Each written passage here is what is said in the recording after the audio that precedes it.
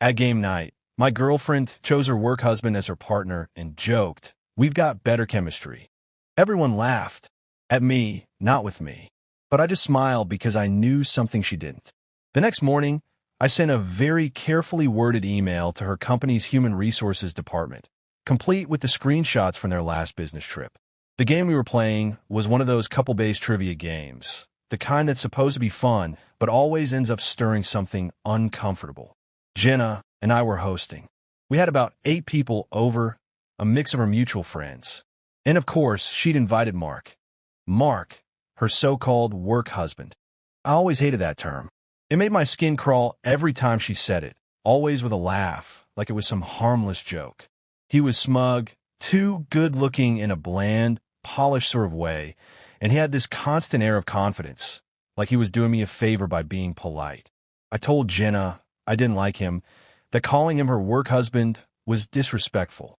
She brushed it off, said I was being insecure, said their bond was just professional, an office joke that helped them survive corporate politics, that we were 2 rounds into the game, and Jenna and I were actually winning. Then came the partner swap round. I was hosting, so I was supposed to assign new teams. But before I could even say a word, Jenna stood up, holding her wine glass. "I'm picking Mark," she said, smirking.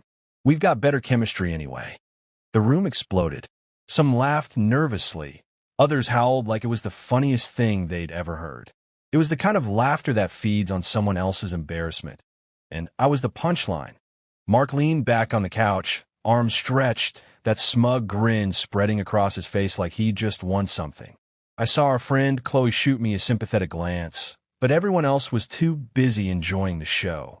Jenna walked over and sat next to him, smiling like she'd just proven a point. The hurt hit fast, sharp and mean, but it cooled into something quieter. I just smiled back, the kind of smile that hides more than it shows. "All right then," I said lightly. "Team chemistry it is. Let's see what you've got." Of course they won. They were perfectly in sync, finishing each other's sentences, laughing at private jokes, celebrating every right answer with a high five that lingered just a second too long. It was a performance, and I was the audience, or rather, the fool sitting front row. When the night ended and everyone started leaving, Jenna was still buzzing. She gave me a quick, distracted kiss on the cheek. "Wasn't that fun?" she said, already turning away. For the past hour, she and Mark had been huddled in the corner, laughing at something on his phone. When everyone finally left, I cleaned up the mess. Jenna went to the bedroom. I could hear her talking quietly, giggling into the phone. I didn't need to guess who it was. This wasn't new. For months, her world had been orbiting closer and closer to Mark's. Late nights at the office turned into weekend strategy calls. 2 weeks ago, they'd gone on a 3-day business trip together for a conference. When she came back, she was different, colder, distant, condescending when I tried to talk to her. She kept bringing up stories from the trip, laughing about inside jokes. I wasn't part of it. I'd had my suspicions for a while, but no proof. Just a gut feeling that something had shifted. That game night wasn't an accident. It was deliberate. A message. A way to show everyone, including me, exactly where I stood. After cleaning up, I walked into the home office. On the shelf was her old tablet, the one she'd replaced months ago with a newer work-issued one. I'd plugged it in recently, planning to use it for music. I picked it up. It was still logged into all her accounts, her email, her socials, that I'd never gone through her stuff before. Not once in our 3 years together. But that night changed something. The public humiliation, the way she looked at me like I was invisible, it broke any sense of loyalty I still had left that I told myself I wasn't snooping. I was confirming what I already knew. I opened her private Instagram, the one only her close friends followed. And there it was. Proof. Not just cheating, worse. Photos of them holding hands at dinner. A shot of 2 champagne glasses with the city skyline behind them. Captioned, "Celebrating a successful merger." Another, the 2 of them in hotel robes at a spa, smiling, captioned, "Making the most of this work trip." Hashtag conference perks. My chest tightened. I knew that spa. It wasn't on the company's approved expense list. Neither was the steakhouse from another post. The receipt showed over $400. Her comment underneath read, "Don't worry, we called it a client meeting." Mark's a genius with expense reports. So it wasn't just betrayal. It was fraud, personal and professional, that I sat there, staring at the screen, and for the first time in months, I didn't feel anger. Just clarity. That game night had been the end of something. I just hadn't realized it until now. They were stealing from their company and bragging about it online like it was a game. I sat there staring at the screen, every new post worse than the last. Then I did what anyone would do when the truth finally lands. I started documenting everything point one by one. I took photos of every incriminating post. The captions, the comments, the receipts, all of it. I moved slowly, deliberately, making sure I didn't miss a single detail. When I was done, I placed the tablet back on the shelf exactly how I'd found it, like nothing had happened. That night, I didn't confront her. I didn't yell. I didn't even cry.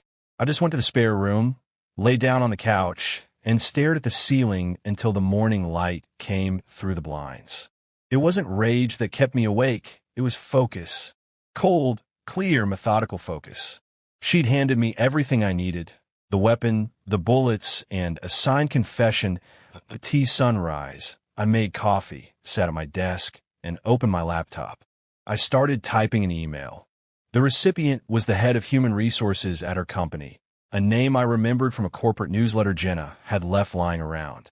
Their firm, a major tech player, had been in the headlines recently for an embezzlement scandal. They were deep in PR damage control, preaching zero tolerance for ethical breaches. I knew they have no choice but to act fast if something credible landed in their inbox. The subject line was simple: regarding the company's code of conduct and expense policy. The message was short, polite, and devastating. That I introduced myself as Jenna's long-term partner and explained that I had come across information suggesting a possible policy violation. I attached the screenshots, the spa photo, the steakhouse receipt, her caption about Mark being a genius with expense reports. I said I believed this behavior could reflect poorly on the company's reputation. I ended the email by offering to cooperate further if needed. I hit send at 8:15 By the time Jenna came out of the bedroom around 9, she looked radiant, like someone who'd just woken from a good dream, still glowing from her performance the night before. "Morning," she said, grabbing a mug. "I'm still laughing about last night. You were such a good sport." I didn't answer, just sipped my coffee, eyes on my screen. Around 10:30, I got a text from a friend who worked in another department at her company. "What the hell is going on in strategy? Word is 2 people are getting canned." I said nothing to BY noon.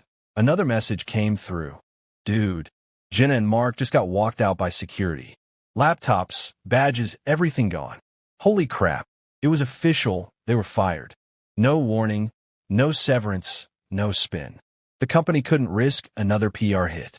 My evidence had done exactly what it needed to." She came home around 1.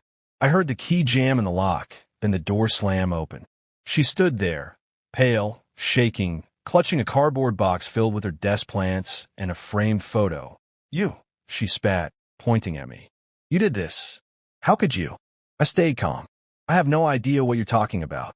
"Don't lie to me," she screamed. "They fired us. Said there was an anonymous tip about our trip. It had to be you. You're the only one who'd do something so hateful." I looked at her evenly. "So, you're saying there was something to report? Something bad enough to get you fired?" Her face fell. The anger broke into panic, then guilt. She started crying. "It was a mistake. We were just having fun. You've ruined my life. My career's over." "No," I said quietly. "You did that. You cheated, and you stole from your company. I just made sure the right people knew." I pointed toward the bedroom. "Now pack your things." She stopped crying. Her expression hardened, and that old arrogance slid right back into place. She even laughed, a cold, dismissive sound. "Pack my things? Don't be ridiculous," she said. "I'm not going anywhere. And even if I was, it won't matter. He'll take me in, will he?" I asked. "Of course," she said, lifting her chin. "Unlike you, he actually cares about me. We have something real. We have chemistry." She pulled out her phone and dialed his number, putting it on speaker so I could hear. She wanted to prove a point, that he'd come running. He answered on the second ring, his voice tight. "Jenna, what the hell is going on? My key card isn't working." "They fired us, Mark," she said, suddenly switching into her helpless act. They fired us both. That monster reported us. There was a pause, long enough to sting. Then his voice came back, sharp. Reported us for what? The trip. The expenses. I don't know. It doesn't matter. I need you to come get me. He's kicking me out. Another pause. This one stretched on. When he spoke again, his voice was cold, clipped. How would he even know about the expenses, Jenna? The only way is if he saw those stupid pictures you posted. I told you not to put that crap online. I didn't, she snapped. It was on my private account. Well, apparently not private enough, he said bitterly. My career is over because you couldn't stop showing off. Do you even realize how much trouble I'm in? Her face twisted, caught between disbelief and humiliation. He added, almost to himself, we're screwed, Jenna. Completely screwed. Then the line went dead. She just stood there, staring at her phone, the last traces of arrogance draining from her face. For the first time in months, she looked small, like she finally understood what she'd done. I just sat there calm, steady, finishing my coffee. She tried to recover, her voice trembling but defiant. We're in this together, she said. It's okay. We have each other. I'll just come stay with you until we figure this out. I could almost hear the blood drain from his face through the phone. Stay with me, he said, his tone rising in disbelief. Are you insane, Jenna? My wife would kill me. She already suspects something's going on. If I show up with you in your luggage, my life is over. Not just my career, everything. Jenna's smug expression faltered. Your wife? You told me you were separated. You said the divorce was almost final. Well, it's not, he snapped. And she's definitely not going to be understanding about me getting fired for taking my mistress on a spa day on the company's dime. I can't help you, Jenna. You're on your own. Don't call me again. Then he hung up.